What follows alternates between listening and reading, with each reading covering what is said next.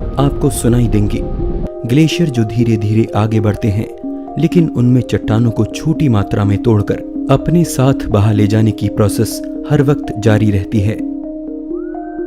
हर minute बर्फ के ये विशाल ढेर पर्वतों को तोड़कर उन्हें छोटे पत्थरों में बदलते हैं और छोटे पत्थर आखिरकार महीन धूल में बदल जाते हैं और तब चट्टानों के अंदर छिपे मिनरल्स बाहर आते हैं।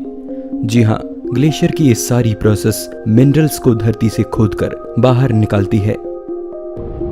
अगर साइज की बात की जाए तो इस वक्त भी 2 लाख से ज्यादा ग्लेशियर 24 घंटे अपना काम करते हुए धरती को लगातार खोद रहे हैं।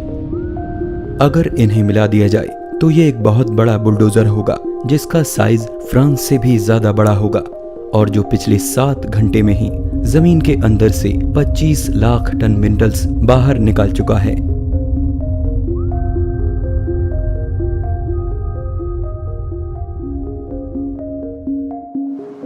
लेकिन हर रोज निकलते लाखों टन इन मिनरल्स का आखिर काम क्या है?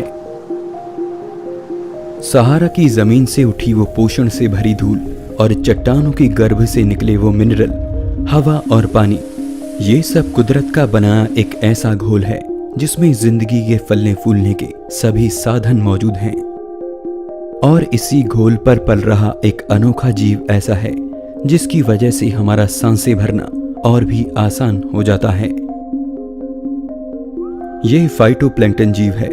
इसे आपने कभी नहीं देखा होगा क्योंकि ये एक तो बेहद छोटा होता है जो हमें आंखों से दिखाई नहीं देता और दूसरा ये समुद्र में पाया जाता है। ऐसे अनगिनत जीव समुद्र और झीलों के पानी में पाए जाते हैं। हालांकि इनका साइज हमारे साइज से खरबों खरबों गुना छोटा होता है, लेकिन फिर भी ये जिंदगी का बेहद छोटा रूप है जिनके अंदर भी जान बसती है। इन्हें हम प्लैंकटन कहते हैं और जो प्लैंकटन पेड़ पौधे जैसी कुदरत के होते हैं उन्हें हम फाइटोप्लैंक्टन कहते हैं। धरती पर जो हिस्सा पानी से भरा है उस सारे हिस्से में ये जीव फैले हुए हैं और इनकी संख्या इतनी ज्यादा है कि इन्हें गिन पाना नामुमकिन बात है। वहीं दूसरी तरफ ये बड़ी तेजी से पनप रहे हैं।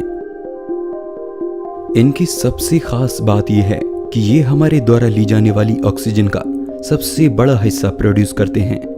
जी हाँ, कुदरत के उसी घोल और सूरज की रोशनी पर पलते हुए ये अनोखे जीव अमेज़न के जंगलों से भी ज्यादा ऑक्सीजन का निर्माण करते हैं। यानी हमारे द्वारा ली गई सांसों का सबसे बड़ा हिस्सा इन्हीं जीवों के कारण मुमकिन हो पाया है। हम इतनी आसानी से जो सांसें भर पा रहे हैं वो इन्हीं सूक्ष्म जीवों की देन है। इनके लगातार पैदा होने की रफ्तार भी बहुत ज्यादा है, इतनी ज्यादा कि पिछले 8 घंटों में 3 अरब से ज्यादा फाइटोप्लैंक्टन समुद्र में जन्म ले चुके हैं। अगर इन्हें एक जगह मिला दिया जाए तो एक 1.5 किलोमीटर ऊंचा पहाड़ खड़ा किया जा सकता है। सोचिए, हमें जिंदगी देने वाले ये बेहद छोटे जीव बिना किसी की तारीफे बटोरे न जाने कब से लगातार धरती पर अपना काम किए जा रहे हैं। और इन छोटे जीवों का महत्व यहीं पर खत्म नहीं होता, बल्कि इन्हें खाकर समुद्र के दूसरे जीव अपना पेट भरते हैं। छोटी मछलियां, जेलीफिश और स्क्विड वगैरह इनसे अपना भोजन पाते हैं।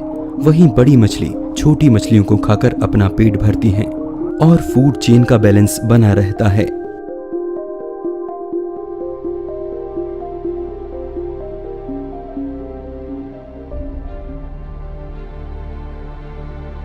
आपने देखा कि कैसी धरती पर हो रहे छोटे छोटे बदलाव से हमारा जीवन प्रभावित होता है।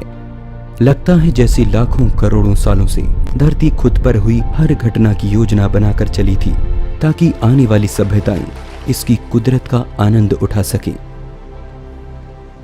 धरती जो अपने अंदर तप रहे लावे से हर रोज नई जमीन को जन्म देती है, वहीं दूसरी ओर इसकी चट्टानों पर बहते हुए ग्लेशियर इसे तोड़कर इसमें मौजूद मिनरल को बाहर निकालते हैं और समुद्र में बहता हुआ विशाल पानी का भंडार इन्हें अपने साथ बहा ले जाता है।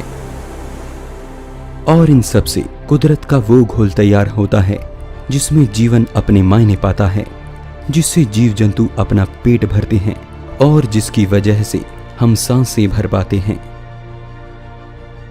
ये कुदरत का वो घोल है जिसमें जीवन पनपने के सभी साधन मौजूद हैं। ये वो घोल है जिसे हमारी धरती ने मानो अपने खून, अपने